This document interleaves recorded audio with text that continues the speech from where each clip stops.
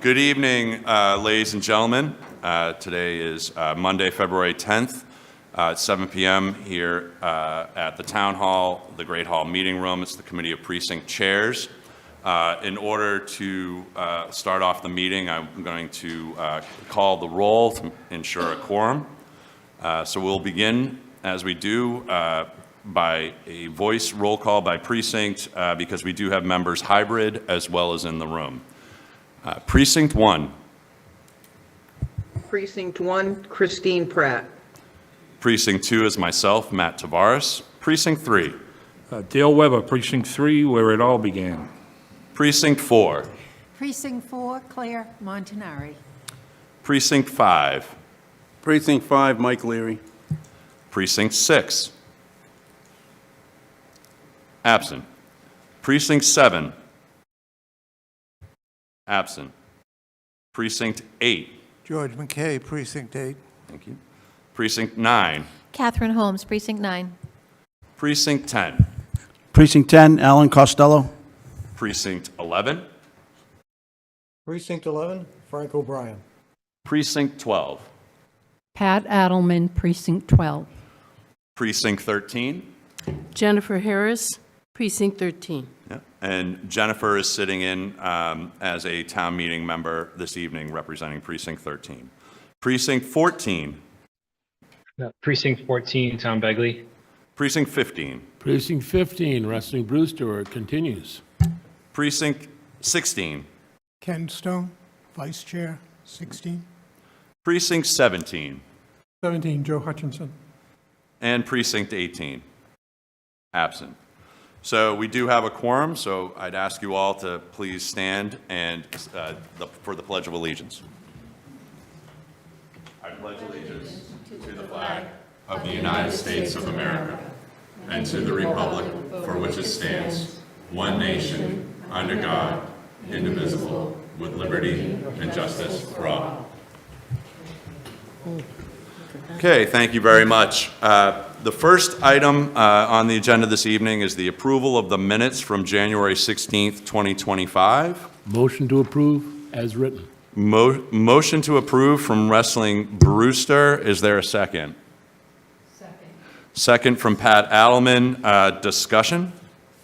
I do have one slight change. Kristen, there's a typo with there's a time. It just says 7. Under the approval of the agenda, it just says 7:PM. If we just change that to 7:10 PM. And if we can make that motion, Mr. Brewster, to include that amendment. Motion to approve as amended. Second? Seconded. Seconded by Pat Adelman. I'll do the roll. Precinct 1. Approve. Precinct 2, approved. Precinct 3. Approved. Precinct 4. Approved. Precinct 5. Approved. Precinct 6. Absent. Precinct 7. Absent. Precinct 8. Approve. Precinct 9. Approve. Precinct 10. Precinct 10, approve. Precinct 11. Precinct 11, approved. Precinct 12. Precinct 12, approved. Precinct 13. Just going to abstain. Precinct 14. Yes. Precinct 15. Yes. Precinct 16. Abstain. Precinct 17. Approved. And Precinct 18 is absent. Okay, thank you very much. Mr. Brewster. Yes, before we move on, Mr. Chairman, I'd like to make an amendment to tonight's agenda with your approval and your timing. I'd like to add the voting location discussion to tonight's agenda. Okay, so there's a motion to amend the current agenda to include the polling location change as approved by the Select Board this past week. Is there a second? I'll second. Catherine Holmes seconds. I will ask for discussion. Mr. Weber. Thank you. Although I agree with Mr. Brewster from Precinct 15 that there is a need to discuss this, I'm looking at the audience and I don't see the town clerk here, so I would suggest that we put this in abeyance until we serve notice to the town clerk, unless we've already done that, to be in attendance. Sure. So I have reached out to the town clerk in discussions last week after this came out through the select board. They were unavailable this evening. I'm waiting to hear back. She's either going to be here next week or one of the other two following meetings. I'm assuming it's going to be next week or the 10th of March because we do have an extra meeting. Just because of timing and whatever the changes are, they want to be able to get word out before, it's too close to the town election in May because it would affect the May election. Mr. Brewster. Also, I have it on good authority that the Select Board, next Tuesday, coming up, they are going to relook at this. Meeting and- tomorrow or? Yes. Okay. Sorry, tomorrow, they're going to relook at this. My caucus has been flowing with questions, and my caucus has asked me to bring this up so that the Committee of Precinct Chairs can discuss it so that we can give our opinion to the Select Board. Any further discussion? Just bear in mind that we are discussing not the substance, but we are discussing adding this to the agenda this evening. Mr. Hutchinson. Thank you, Mr. Chairman. I would ask that when we do discuss this, that a topic be where this exercise began, what motivated it, and why weren't we notified beforehand, because we're the ones who are going to take the incoming from our constituencies about it. Any further discussion on adding this to the agenda this evening? Ms. Holmes. So I just have one comment. I've received an awful lot of emails and calls on this, and I think that there is value in us discussing this as the COPC in lieu of tomorrow's meeting with the Select Board. And David Golden is on the online presentation here, so he is available. He will be at the Select, and now he's gone now. Oh, the timing. Mr. Golden has just walked in the room. So Mr. Golden is here representing the Select Board. I do think there is value for us to discuss this as a COPC prior to that Select Board meeting. So I would like to see it discussed. Thank you. Any further discussion? Not seeing any in the room or online. I'm going to call for the vote to add this agenda item to this evening's agenda. I will say that looking at this, I'm going to respect the presenters for the town meeting articles time. They're here. So I would probably add this discussion right after the master plan update and before public comment. So that's where it would kind of fall as we go through the agenda this evening if this does pass. So I'll call for the roll. Precinct 1. Yes, approve. Precinct 2, yes. Precinct 3. Based on apparent consensus, yes. Precinct 4. Yes. Precinct 5. Yep. Precinct 6. Absent. Precinct 7. Absent. Precinct 8. Yes. Precinct 9. Yes. Precinct 10. Precinct 10, yes. Precinct 11. Precinct 11, yes. Precinct 12. Yes. Precinct 13. Abstain? Precinct 14. Yes. Precinct 15. Yes. Precinct 16. Yes. Precinct 17. Yes. Precinct 18 is absent. That is a passing majority. We'll add that right after the master plan update as to which time that is exactly. If it's 8:11 or 8:10, I'm not sure. So continuing on, we're going to start the work over this evening, and previews of coming attractions have a pretty jam-packed agenda that will be coming out this week for the 20th, as well as the 10th of March and the 20th of March, going through our spring town meeting warrant articles discussion. This evening, we'll kick it off with Articles 24 and 29, Article 24, I'd like to ask Hampton Watkins if you'd like to come up and speak to us regarding the Land Use Acquisitions Committee. You can go ahead, or you're from the Land Use Acquisitions Committee, but speaking about the charter amendment for Article 24. Thank you, Mr. Chairman. I'm Hampton Watkins, Chairman of the Land Use and Acquisition Committee, and a constituent of Mr. Brewster. The article is rather straightforward. It's the same article that appeared embedded within a more controversial article at the last town meeting.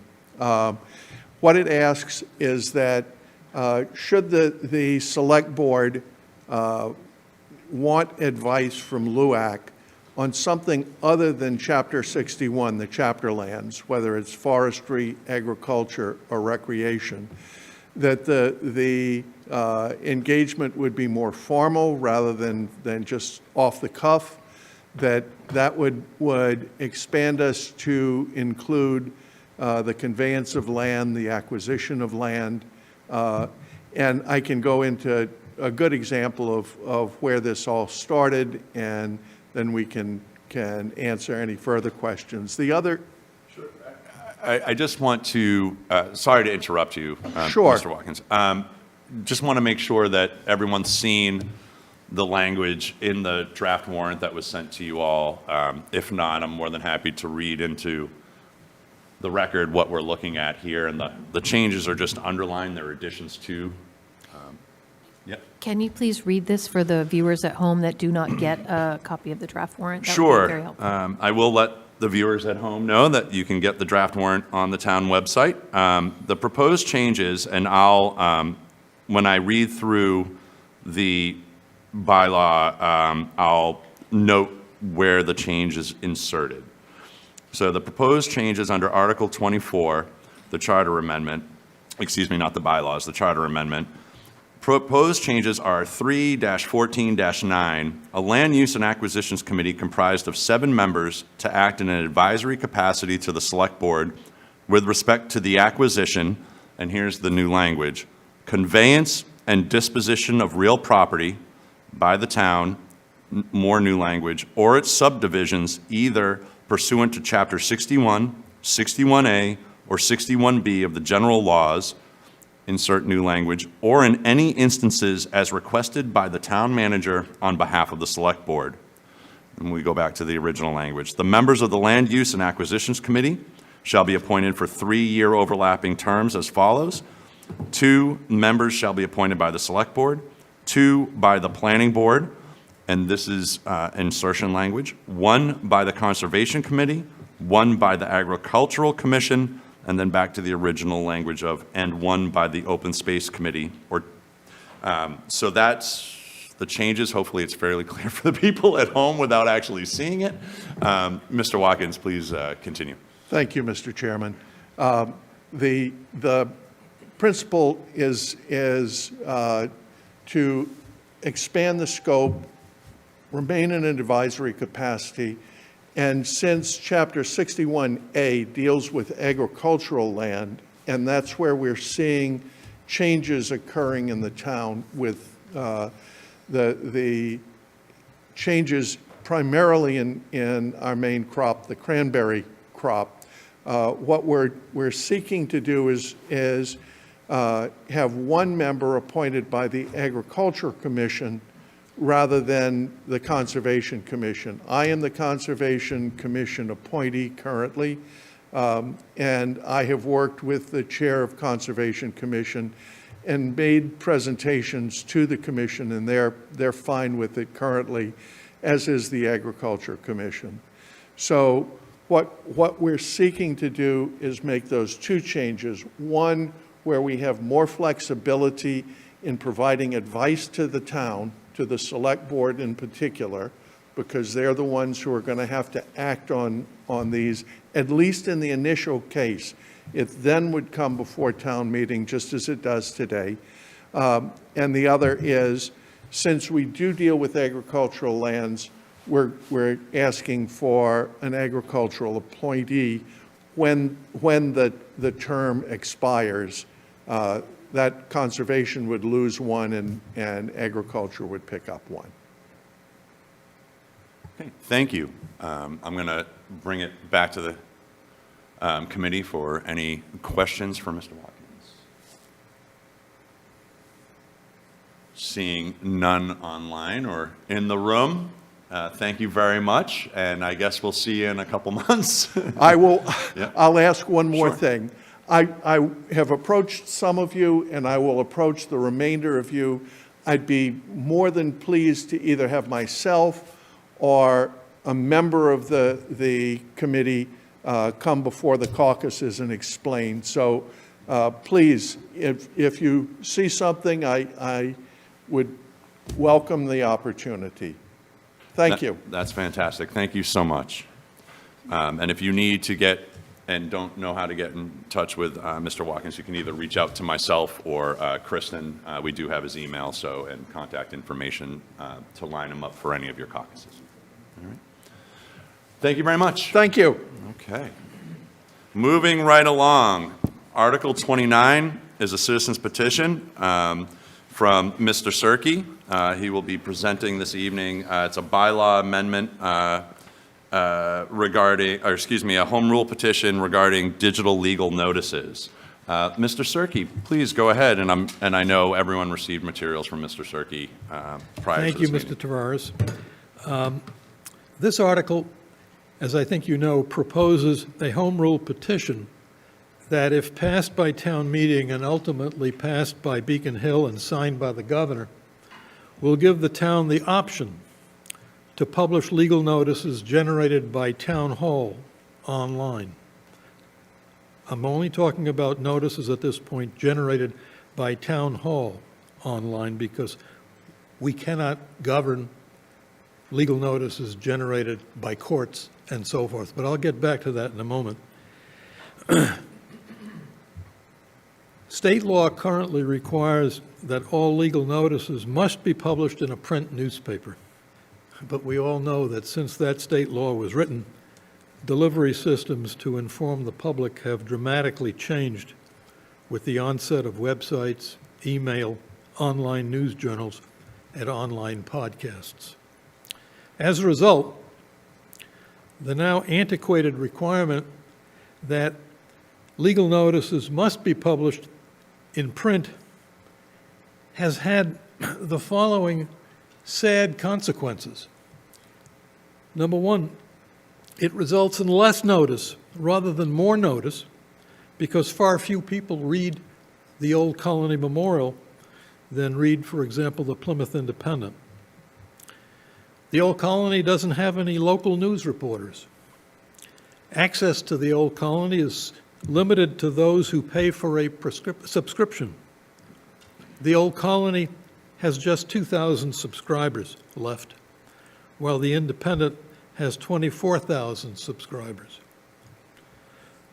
And print publication is going to be proven to be substantially more expensive than online publication. The town can expect savings based on the general market rate for digital-only notices being less costly than print notices. The requirement from this antiquated statute that legal notices be published in print results in a windfall for print newspapers, in this case Gannett, as opposed to online newspapers. And I'm not here, by the way, in behalf of the Plymouth Independent. I'm not a member of their board. I'm just here as a citizen who submitted a citizen's petition, which is now Article 29. It just happens to be that the only online newspaper serving Plymouth is the Plymouth Independent. But the home rule petition, if passed, would govern any other online news publication. If this home rule petition is passed by town meeting, it'll then go to Beacon Hill for its approval. And I submit to you that the likelihood of Beacon Hill approval is high. Two other towns, Bedford and Arlington, whose home rule petition have been approved by Beacon Hill, are awaiting signature by the governor. Our home rule petition was patterned after those. There currently are two other towns, Franklin and Lincoln, whose home rule petitions are awaiting approval by Beacon Hill. All members of our state delegation, Senator Fernandez, Representative Badger, and Representative Lenatra, are in support of this home rule petition. And finally, I said I would get back to notices that are generated by the courts. A bill has been filed on Beacon Hill to amend the state law to allow all legal notices, not only those generated by the town, to be published online, but passage of that law will take longer than passage of our home rule petition. So the purpose of the home rule petition is to take a step in the same direction as the proposed state legislation, and if the state legislation passes, then our home rule petition will have proven to be superfluous. Questions? Mr. Cirque, I'm going to bring it to the committee. I just have a very quick one. I know under Section 2, where it says, the legal entity may satisfy such requirement by one or more of the following means, and you have A, B, C, D. Yeah. Regarding C, is that considered the town's website as a Yeah. repository? Okay. And then on D, is there any vehicle for a statewide website where they're posting things now? I think Just out there of is. curiosity. I'm told there is, but Okay, I've never yeah. looked at it. Sure. No, okay. I was just, But even the town's website, it's a poor way of sure. communicating. Yeah. No, fair enough. I mean, I know we're moving to a digital world anyway, so. I would like to open this up to the members of the committee. Mr. Brewster? Yeah, thank you for bringing this forth. Have you gotten any pushback on this? What's No. the I've just downside of been, this? I've been to two caucuses so far. Between me and Hampton and Art Dislogis, we're going to cover all 18. But I haven't heard any negative feedback. I was asked, what the cost saving would be compared to what the Old Colony has been charging as opposed to what the Plymouth Independent is charging. I don't know what the differential, but I do know that it's going to cost less. But I haven't received any pushback. Thank you, Mr. Cirque. Mrs. Hellman? Are notices published on the town's website now? I don't know. But this article would authorize that. Makes sense. Are there any other further questions or comment? Yeah. Ms. Pratt? Mr. Cirque, is someone working up a cost estimate on the savings? Pardon me? And would that be available by town meeting?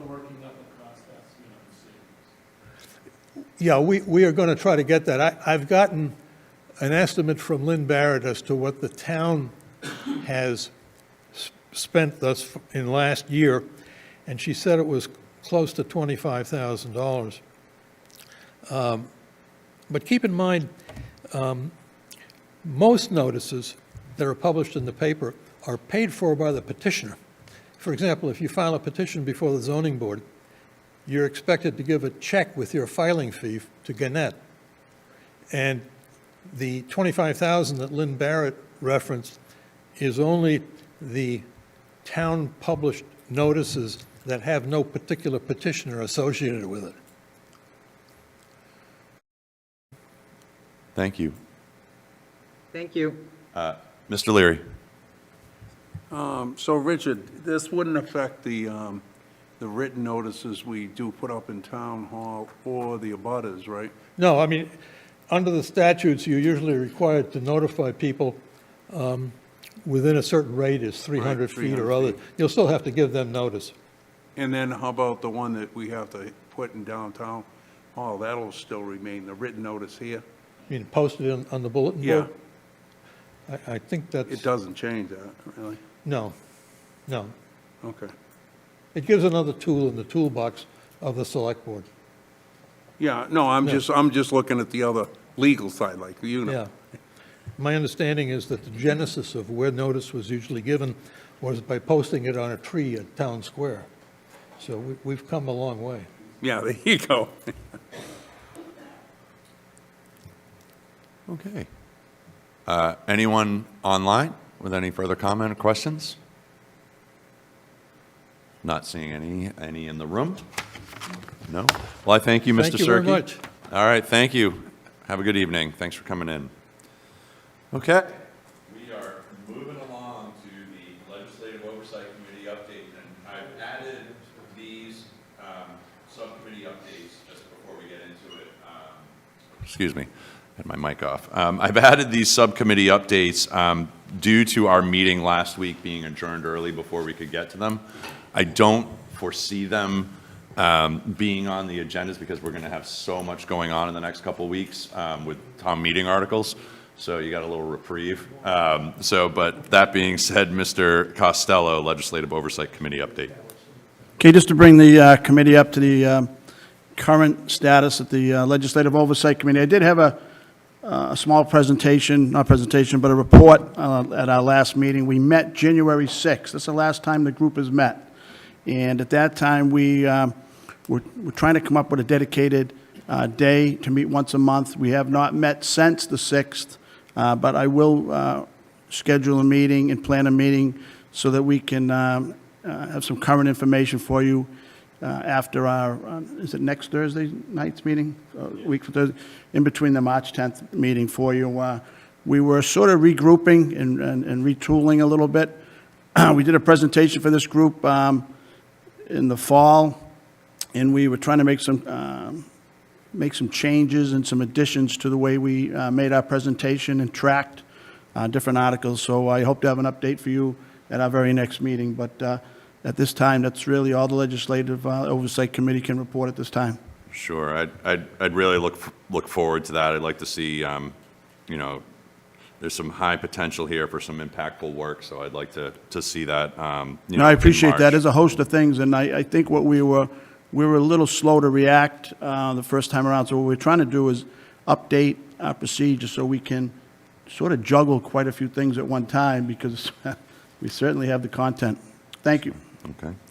Any questions or things of concern for the Legislative Oversight Committee? Mr. Stone.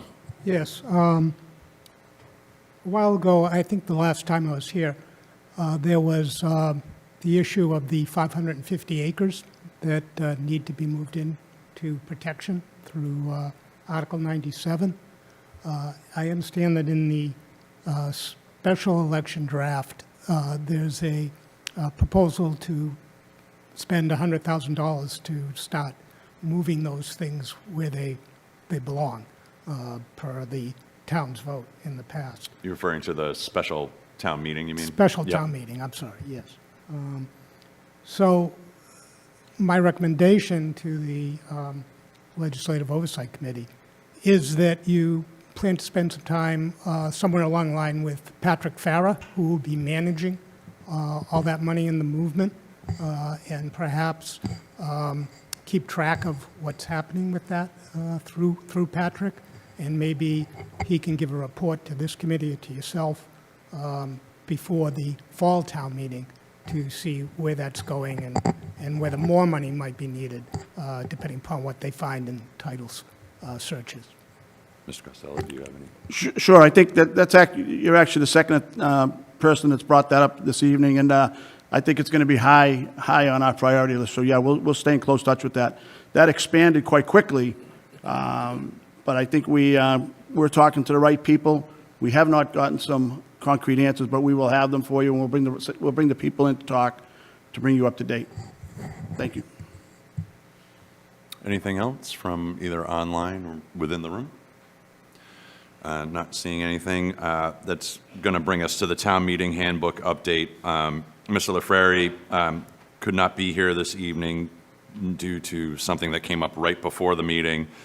He did want me to pass along that he just gave a few minor edit tweaks to, I don't know if it was grammar or punctuation or what it was, to the COPC admin. And then she's going to make those, and the next step that the subcommittee had in mind for working with that handbook is it's going to go off to the, next step is off to the moderator and the town clerk, because there's a couple of pieces that involve them to go over their pieces. And then it'll come back to the town meeting handbook committee.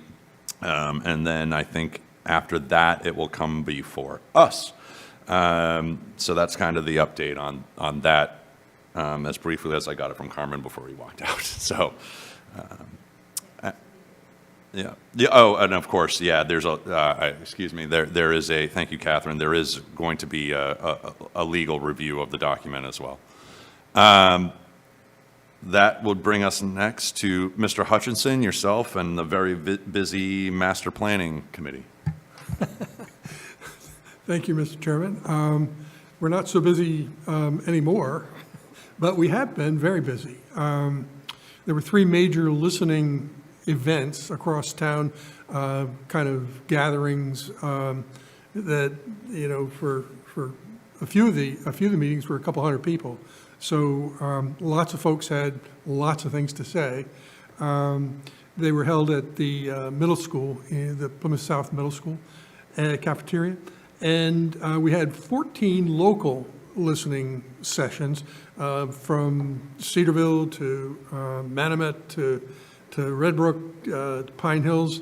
All the neighborhoods that could get targeted got targeted. So there were folks gathering, and this was all the first phase of the program, which was talking to stakeholders. So they spoke also with, I am told, town hall employees. So gathering information. Next phase is pulling all that information together into a framework that the town can look at. And so that begins in the spring, and there's no date for it set yet, but it's set up for, I should say that the date on the documentation that the consultant show is in March. So the next meeting of the Master Plan Committee will be in March. I should also mention, though, that there is a separate master planning exercise going on that is sponsored by the town based on a grant that may or may not come through, being conducted by the Sasaki Planning Organization. And the Sasaki is actually major, actually international planning organization, very, very well known. And they are focusing on the 1,600 acres in, the Pilgrim site and environs.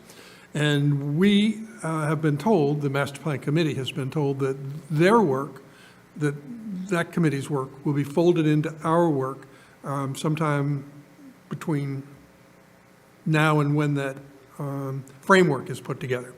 So, and at the last of the listening sessions, Steve Kearney, who's the head consultant person, said that he was going to put our committee to work, which I was very encouraged by, because, you know, we have a lot to learn about what Sasaki might have gathered, and I'm very eager to see that. So there's that, and that's pretty much it. So we're not going to be busy until the consultants tell us what we're doing next. Okay, consultants like to do that. Thank you very much. Are there any questions or comments or concerns for Mr. Hutchinson regarding the master plan? Mrs. Adelman? And when is that meeting about Holtec? There's Sasaki has announced a meeting for February 13th, I believe, at the middle school. Is it at the middle school or PCIS? I'm sorry. PCIS is a middle school, so that's Yeah, but. right. You're both they're both technically on correct. 117 Long Pond, PCIS. Yes. PCIS, Yeah. all right. That sounds right. 6 p.m. February 13th. Right, and it's scheduled for 3 hours. So they apparently have a plan. Pack a lunch. Okay. All right, thank you. May, Yes, go may I ahead. just comment that I did get an email, you are supposed to RSVP to that, Okay, so. thank you. I'm sure you can find that through Yeah. the master planning section of the town website. You can find the information on that meeting or no, or, excuse me, The town is advertising Yeah, that. you're right. I haven't seen it advertised in the master plan website. that's what I meant to say. I'm sorry. So, yeah, I Yeah, didn't want I to mean- pin that on the master planning committee. I'm sorry. Right. Lee is managing that exercise. Sure. And, we're all eager to see what's happening. Absolutely. Excellent. Okay. Anything further, either online or within the room? Not seeing anything. We're going to move on to the amended agenda item of adding polling, or excuse me, not adding polling, taking the select board last Tuesday evening, reduced the number of polling locations from 14 to 4 within the town of Plymouth. And as you can imagine, there's now some discussion amongst our constituents, our town meeting members, and all the way up here to the COPC level. So, Mr. Brewster, since this was your amended agenda item, I'll let you open the discussion.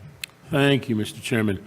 First, I'd like to thank Mr. Golden for coming tonight, and I hope that he would take all of the discussion tonight back to his board. Back when I became a voting age, my father taught me that not only voting was a right, but a responsibility. He also taught me that democracy is not a spectator sport. We had one day where we voted. Vacations were rearranged, raincoats were donned, and we found a time to go and vote. Many in this room have worked hard to try to get people out to vote. We had low voter turnout, so we said, let's enact mail-in voting. It didn't change. We then said, okay, let's have early voting. It didn't change. Now we're trying to make it harder to vote on that one day. If you're going to take 14 voting locations down to 4, there's going to be lines, it's going to be difficult, you're going to get less. My whole concern on this is that we're making it too easy not to vote on voting day. And if we would pour more effort into getting people out to vote, we'd have more people than less than 50% voting on voting day.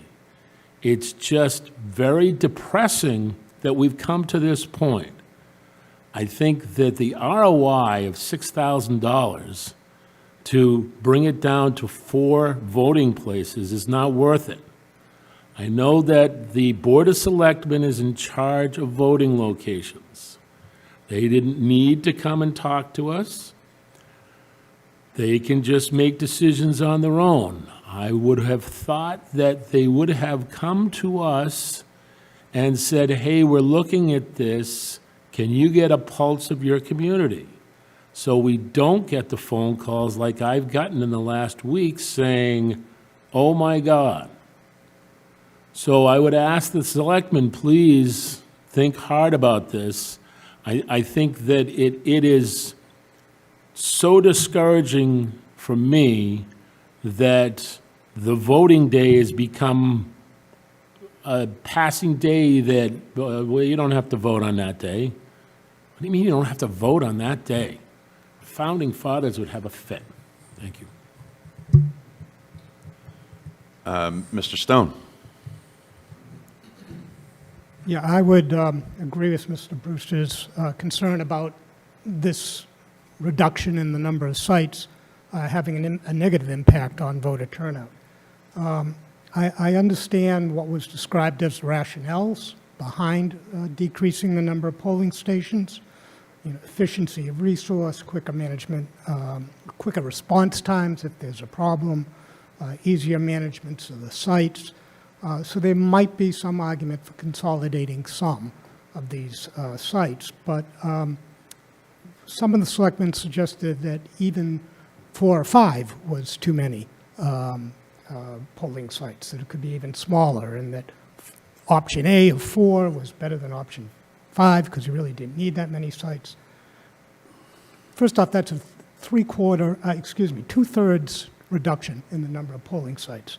Also, by way of comparison, if we look at Framingham, which is relatively the same size town, a little bit bigger, 71,000 people versus 66, they have that 71,000 people on 24 square miles, and they have 11 polling stations.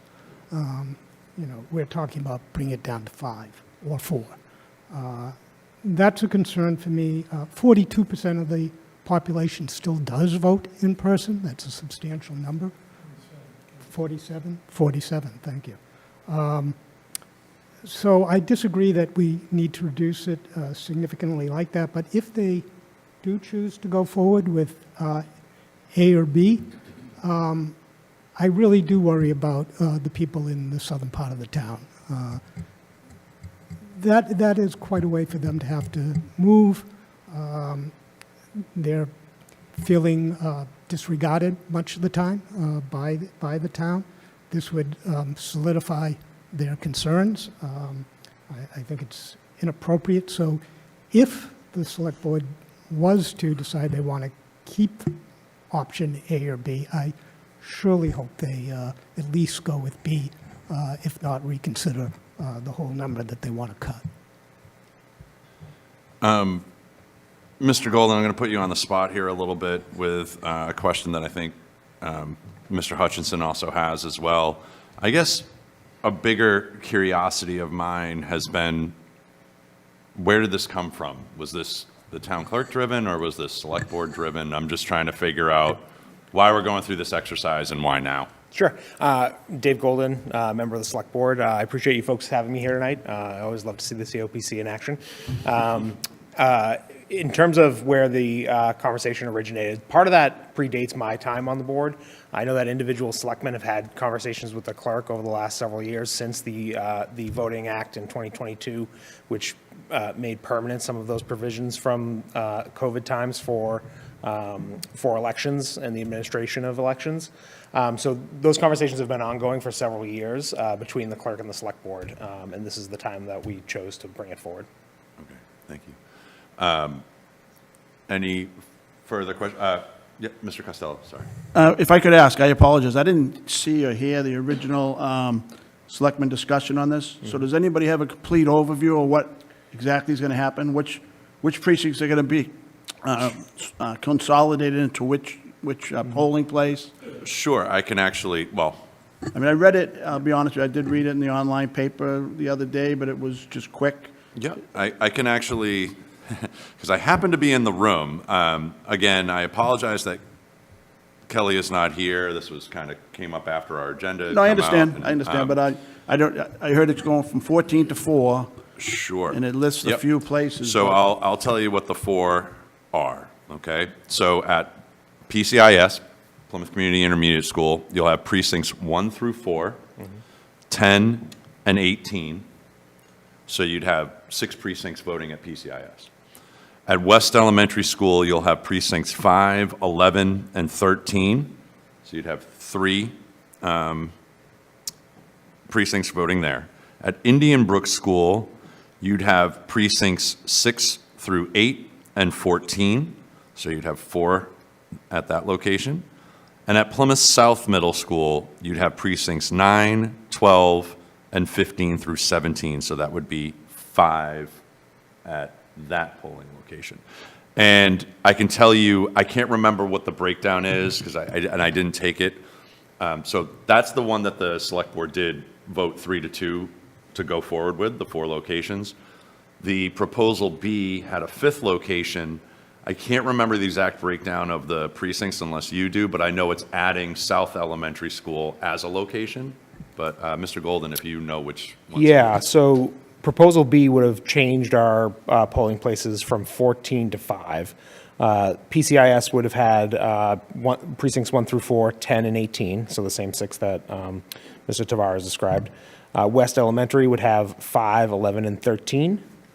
Indian Brook would have 6, 7, and 14.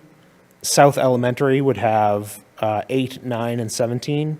And South Middle School would have 12, 15, and 16. That was Proposal B, which was not adopted by the Select Board. So essentially, Does that help you, Mr. Costello? essentially PCIS would have 6, the remaining 4 would have 3 each. I guess now knowing that, I didn't know that piece of it, that actually concerns me, that you'd have one precinct, one polling place with 6 precincts. How were they divided? Were they divided by the average number of voters that typically go out to those precincts, or is it geographic?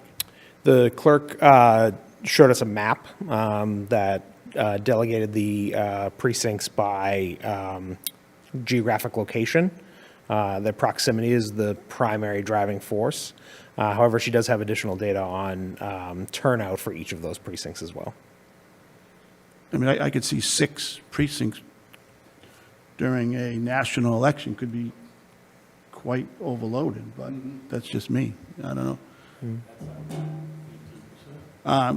And according to the newspaper, this is all over the estimated cost savings of $6,000. Is that really the bottom line number? Well, I don't think it's solely based on the cost savings for the administration of an election. So the figure that was put forward to us was $9,000 per election. So in a year like this year, where we had a presidential primary, a local election, a state primary, and a national election, that would have been, a roughly $36,000 savings to the town over the course of 4 elections.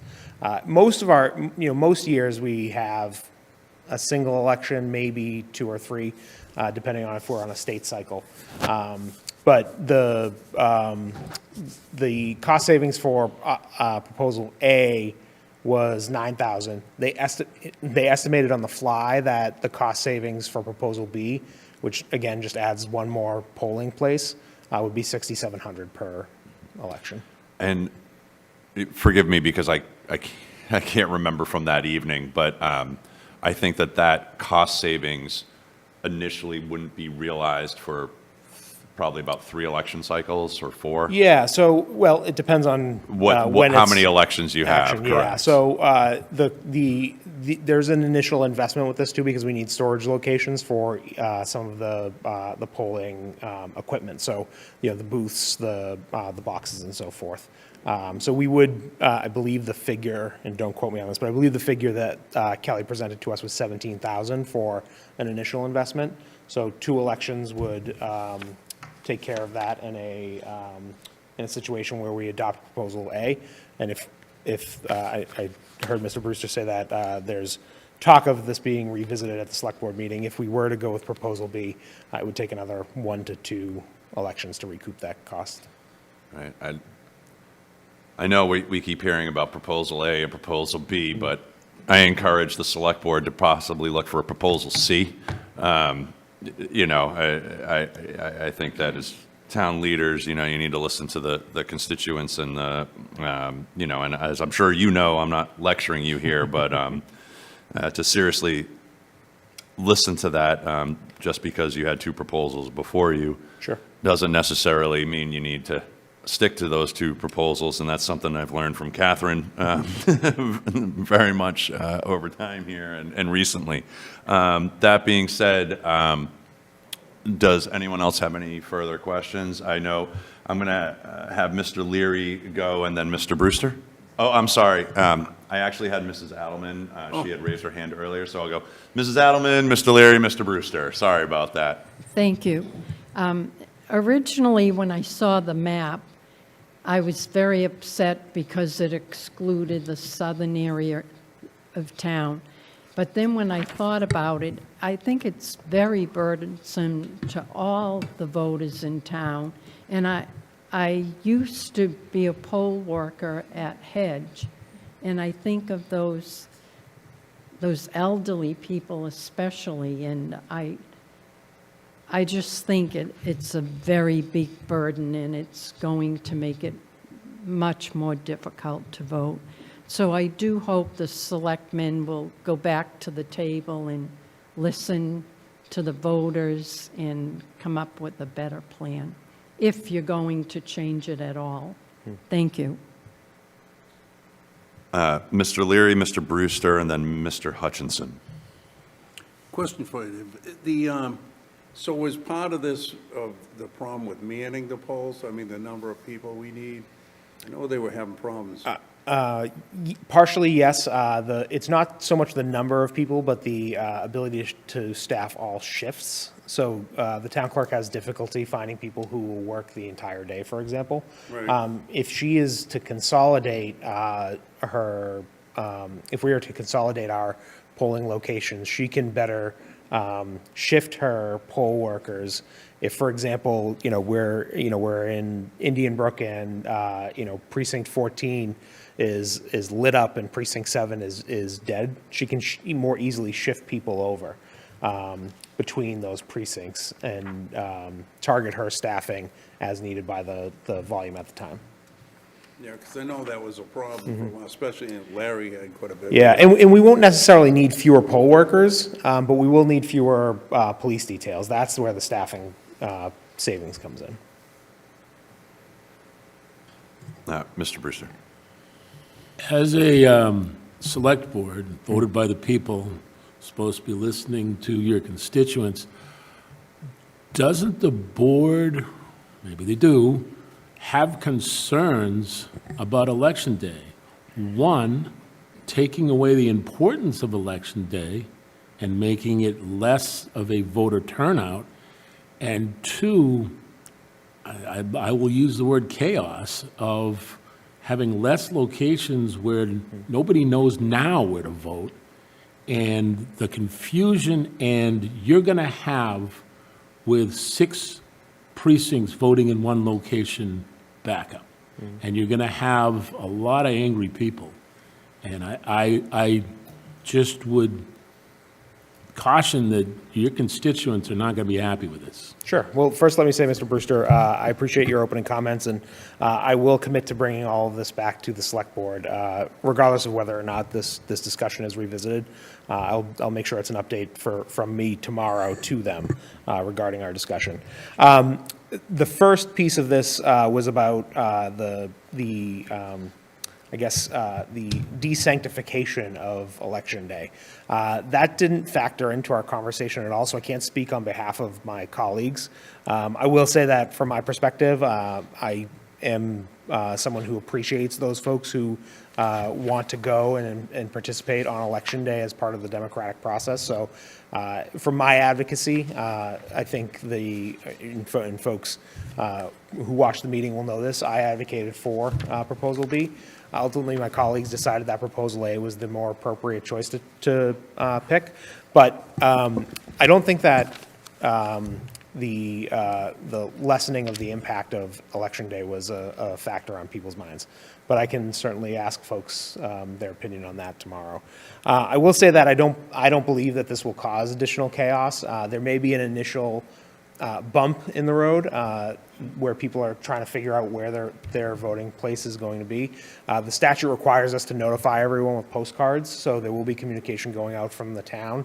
And although we haven't discussed it, I'm certain that I can commit on behalf of the town manager's office that we'll also make sure that we have a blitz on social media, that the signs that we deploy, the digital signs that we deploy, will reference the change in polling places, so that there's good communication with the town and voters as to know where that they're going. And I'll just end by saying that the Secretary of State's office does have a very handy tool that you can go online and use to find out exactly where it is that your polling place is based on your address. Thank you. And I just want to add a piece to that. I know I did receive some calls, and I know we're well and aware because we're active members here. I don't want people to be confusing this with reorganizing the precincts in any way. That's a whole different animal. Yes. This is just consolidating polling locations. Correct. Mr. Hutchinson. Thank you, Mr. Chairman. So I thank you, Dave, for your support of Proposal B, such as it is. As we've discussed, I'd just prefer that they leave the 14 polling locations as they are. Because this has to do, for me, this has to do, as Mr. Brewster was saying, this has to do with the very essence of our democracy. You want the voting locations to be close. You want it to be easy to vote. You want there to be, you don't want long lines, excuse me, you don't want long lines and lots of traffic. So that's the first objection that I have. And what they seem to be asking us, what the select board seems to be asking us to do, is weigh the value of the ease of the ability of voters versus the convenience of the administration. So that's what's going on here. I mean, we hire folks at great cost to run the town and to run elections. And that's what they should do. And it should be easy, and we should be able to have our democratic processes. So that said, those are just kind of, I'm ventilating here. But the specific problem that my precinct has, that is the biggest precinct in town, most of it is, to be sure, is very green, the state forest. But it takes a full 20 minutes to drive from Buttermilk Bay to the PCI. And we've added 6 miles to that trip. And, there are a bunch of voters down there. The folks turned out in pretty big numbers at the last election. So that's a big deal too. Likewise, I worry about in my community, we're going to have 62 units of housing for older folks who have limited capacity, and they're going to be low income housing. And, for older residents, as well as for working parents and for those with disabilities, the longer the distance to vote, the harder it will be. And so, for those folks, when that comes online, that's going to be a problem as well. And so I would urge you to take all of this back to the select board, and I'll be there too, and ask them to just leave this intact. Leave the 14 precincts the way they are right this second. And if they want to process, because this didn't show up until the last agenda and a note on that agenda, and there wasn't any warning for us to come and discuss this. And I'm sorry if I'm going on here, but I'll leave it at that. So.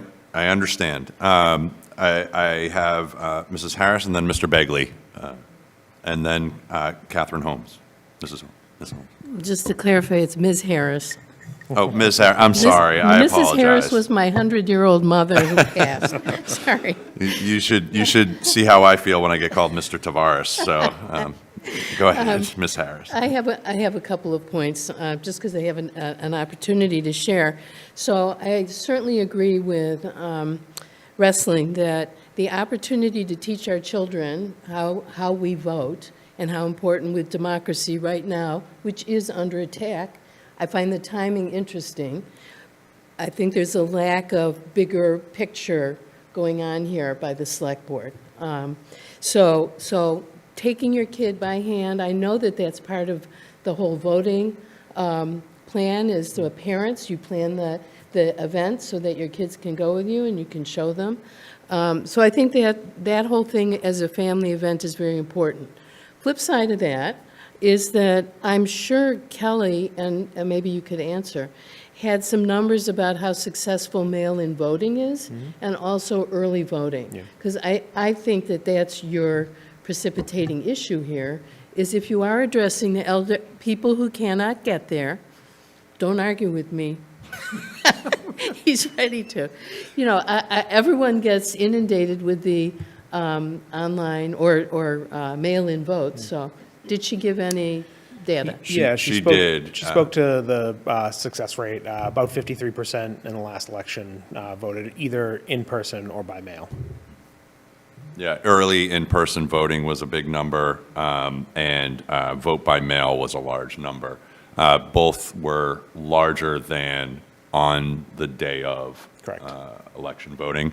I don't remember what those numbers were off the top of my head because they were on a slide. I wish I had that presentation again.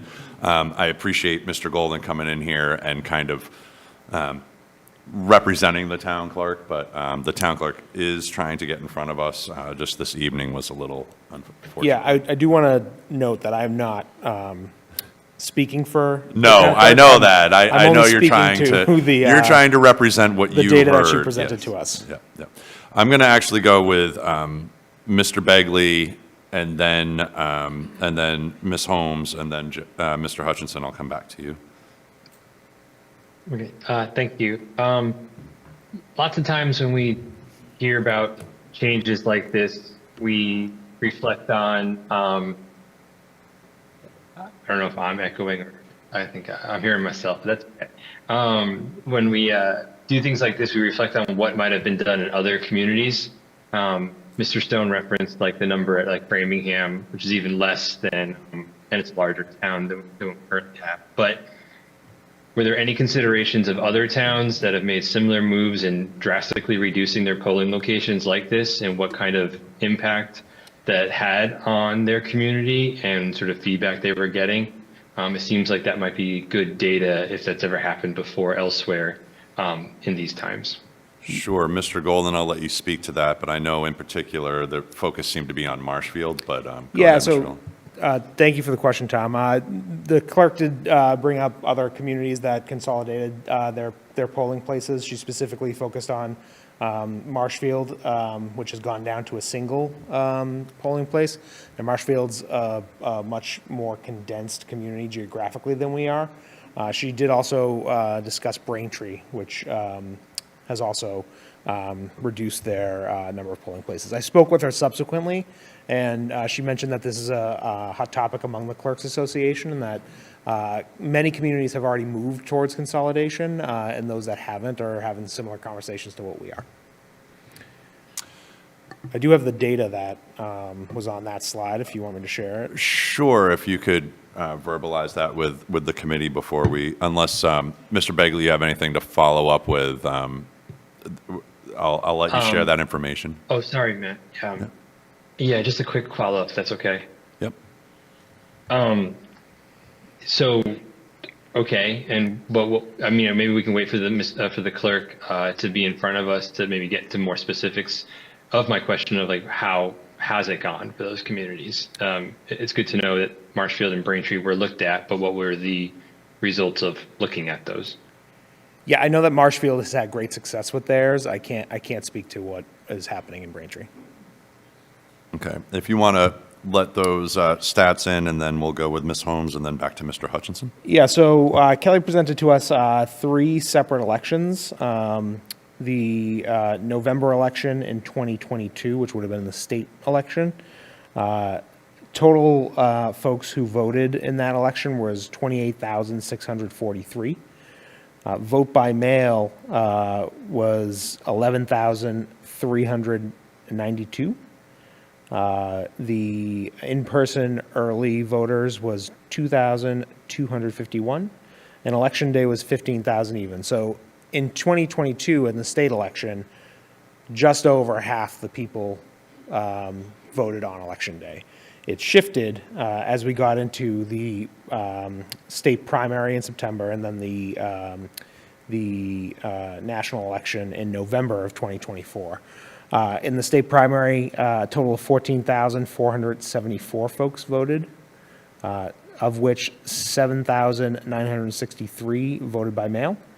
Only 491 voted in person early. And then on election day, 6,020 folks voted in person on election day. And then in the presidential election, a total of 40,835 folks voted. 15,807 were vote by mail. 7,626 were early in person. And then 17,402 were election day voters. So about 53% voted early. Okay, thank you for that. Ms. Holmes, Mr. Hutchinson, and then Mr. O'Brien. Thank you. Okay, so I sent out a email to quite a few folks because I got quite a few calls, because I am the chair for Precinct 9, which is in the south of Plymouth. And so in this email that I sent out to the select board members asking them to reconsider this, some of the things that I highlighted was that, we are not a good comparison to Marshfield because we're 135 square miles. We're a big community. And what a lot of people in Plymouth don't remember or recognize as we've grown and changed, a lot of people from north of Plymouth sometimes don't frequent the south of Plymouth as often, or the areas that we've now developed into. And so what we find is that the people in South Plymouth have bought houses in our community, but those roads are still dirt. 40% of Plymouth's roads are still dirt. They're unpaved roads. And that primarily is located in the south of Plymouth.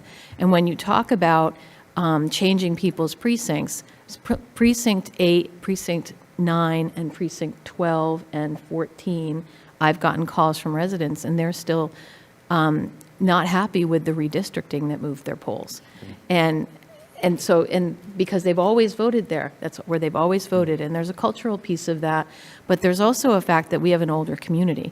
And older community people, a lot of people, they literally, they're in their routine. They go to the market, and then they come home, and that's what they do. They drive, and they're older, but they know where they're going, because in the south of Plymouth, we don't have a lot of street lights like in some areas of Plymouth, but we're also on dirt roads. So you're driving 2 miles into a dirt road into Plymouth, and there's potholes. Hello. You may not have that in Marshfield, but there's a lot of potholes, and that's a big deal, because we literally have people that drive on our roads in South Plymouth where they actually blow out the bottom of their car in potholes, and we've had some of my neighbors that have filed money to the town to get reimbursed for some of that, which I guess you can do, apparently, so they tell me. But the point is that those roads are rough, and so these older people, when they're out, they plan their community time, and so they're already out in the store. They go to Shaw's, for example. So their voting poll place was the fire station for a very long time. And it's very easy. There's lots of parking. They can get in and they can get out. Now they've moved those folks over to South Middle. That's where they were going to vote, or South Elementary, I apologize. South Elementary to vote. That's a long drive. So for me, even me specifically, I'm on a dirt road. It takes me sometimes 6-7 minutes to get out just to my road because of the potholes and the conditions of some of the roads during spring. And it takes me 25 minutes to get to my voting poll where I used to vote to the fire station. It's a big deal for a lot of people. It will discourage them from voting. And that's really what we're talking about here. It's important because we are still in a position, and I'm so thrilled to see that people are adopting voter by mail. But we're in a position where we have a lot of people in the community that have stopped voting because it's too complicated for them, and they don't trust mail-in voting still. We've got a lot of work to do. So there's an enormous amount of effort being made by residents like Mr. McKay and myself and other people that are trying to get people out to the polls. Presidential elections, we don't have to worry about it. We get a lot of people turning out, but our local elections, we know they're dismal. We have a lot of work left to do to get people out to vote in our local elections, because the local elections matter. Those are the people that are voting for us. And I'm just going to shut up here, but I want to say a couple quick things. PCIS, to put 6 precincts into PCIS, if you have a child that is going to that school, you know that parking lot is a disaster. It is very difficult to get in and out of. It is small. There's not a lot of space. And Mr. Golden, you're going to see this probably as your kids get older. There's not a lot of space in that parking lot. So to put 6 in there I question that decision. But secondly, I really think that we need to move a voting poll back to the Cedarville Fire Station. It's handicap accessible, there's lots of parking, and it's the people that are coming in from all areas of the south go to the grocery store, they go to the market, they go pick up a cup of coffee at Dunkin' Donuts. They're already in that, and that's what makes it so convenient. So we get a lot of people there. So if you're going to consolidate, we should be looking at consolidating at the fire station for South Plymouth. That's all I'm going to say. Thank you. I think Mr. Golden, as he likes to remind the select board, is probably one of the only ones on the select board that is down in that area. So I know he appreciates that, and I know he'll take what you said definitely back to the board. Mr. Hutchinson and then Mr. O'Brien, please. Thank you, and I was not going to argue with Janet. I was going to support her argument, in fact, by saying that 47%, which is what Kelly's number was on that slide, is a pretty big number, considering the number of registered voters that we have. So, 47% of the folks want to go to the polls, and that's a big deal. I also wanted to support Catherine's point, because I had forgotten to mention one of my topics that I talked to you about, was public transportation in South Plymouth is virtually non-existent. And, where you can walk to polls in North Plymouth, we are car-driven down there. So, to Catherine's point, that's a big deal. And also, since people are talking about it, I mean, if you wanted to do something like this, if you were the select board, you should study it, and you should have the public meetings and get the input like us before you put it on an agenda item. Just a note to the crew. Thanks. Bye. Mr. O'Brien, please. Thank you, Matt. Maybe David could answer this question. It's just very quick. Has there been any discussion of a date when this would go into effect? Good to see you, Frank. Thank you for the question. This, as proposed and voted on in our meeting, would happen at the local election in May. And Mr. O'Brien, to follow up on that, it would be this spring election, which is why I wanted to get the clerk in here quickly, but also some of the reasoning from the town clerk was doing it at the local, starting with this local election, it's going to give them a few elections to, quote unquote, iron out any kinks that they might have, or if they start to see things, so they could go back before the select board. And it could be at the select board's will, they could go through just the spring election and say, this didn't work at all. They can change the amount of polling places as they see fit. It's within their right. So that's why it would have gone into effect this spring. I think the town clerk's theory was it would give them a couple of elections to kind of cycle along to make any corrections as needed. Mr. O'Brien, do you have a follow-up? I do not. Thank you, Matt. Mr. Stone.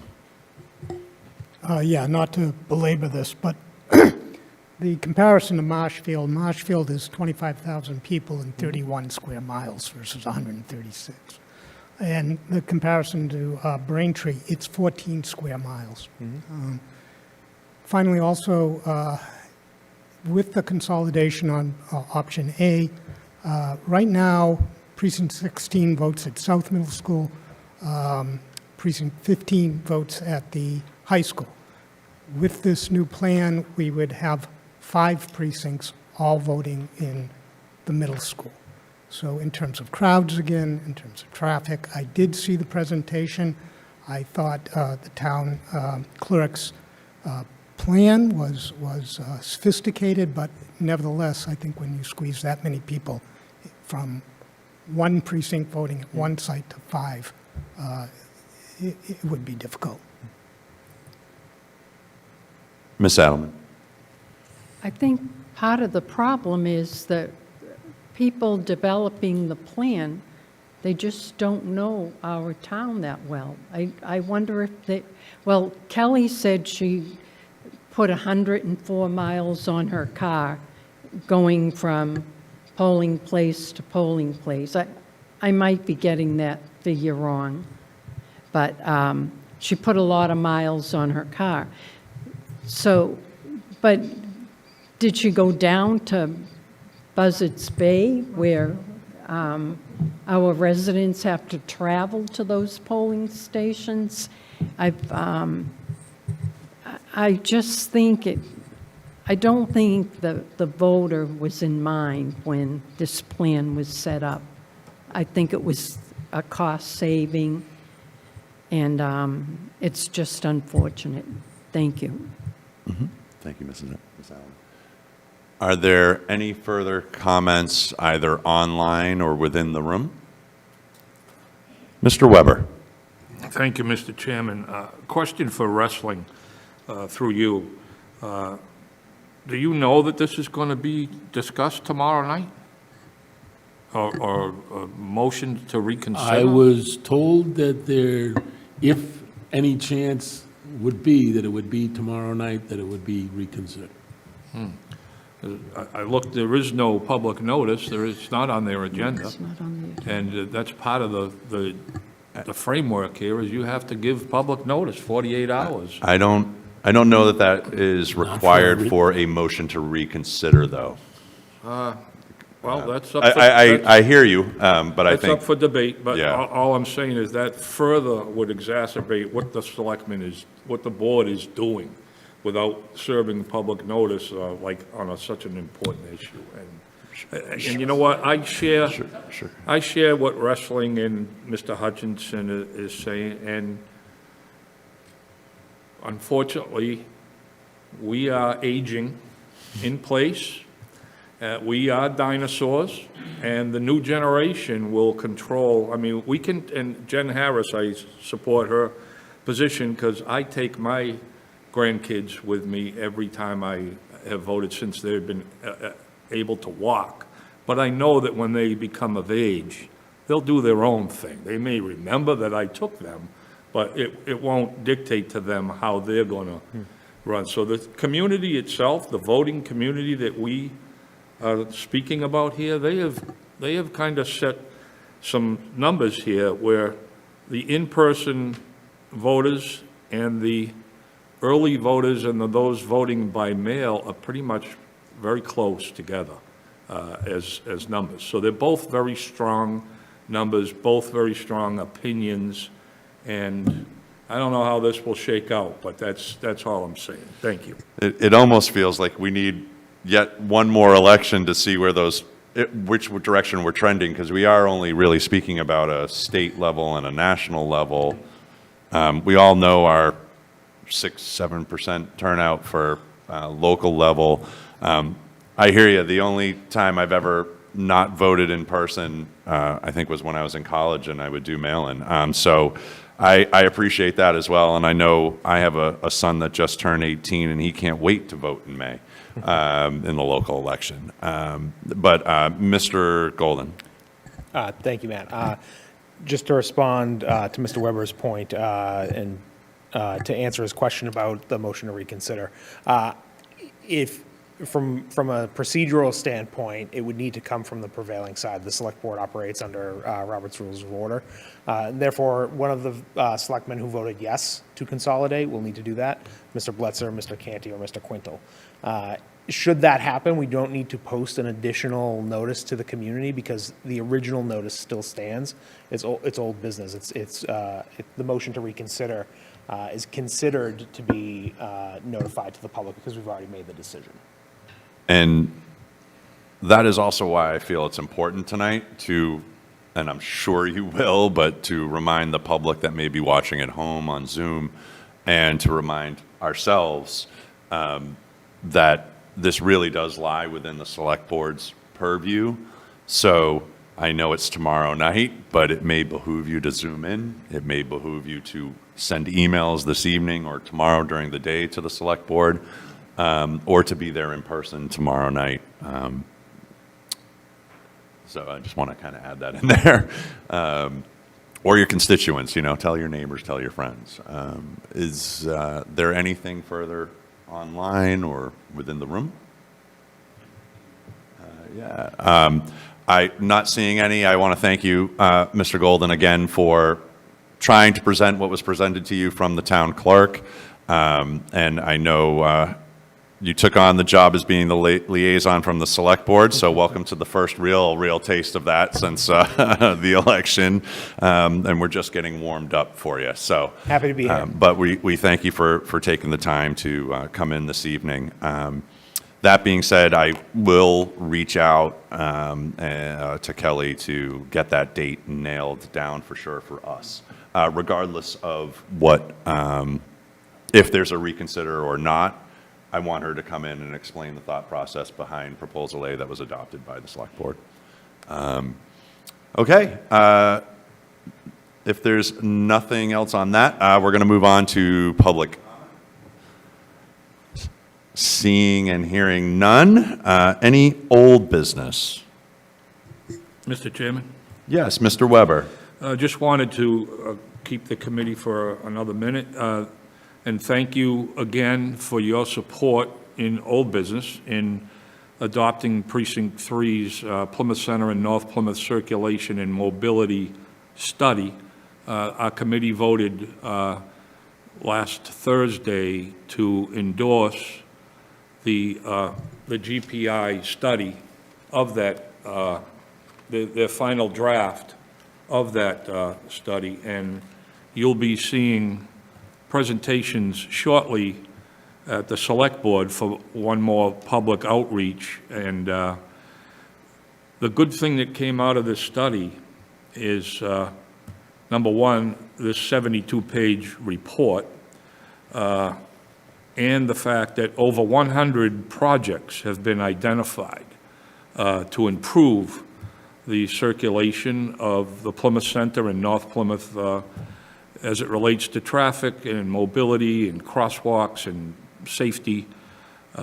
Some of those will have to come with and through appropriation, but there are a few early ones, low-hanging fruit, that can be implemented for either short money or no money. And one of those involves a town-wide speed limit reduction in thickly settled areas within this study from 30 to 25. But it's my understanding that the Select Board will be taking that initiative up on a town-wide basis, which is a great thing. And again, it'll give people opportunity for input. So more things to come, but again, I wanted to thank all the people at the Committee of Precinct Chairs and their delegates for supporting this study from Precinct 3, and stay tuned. Thank you.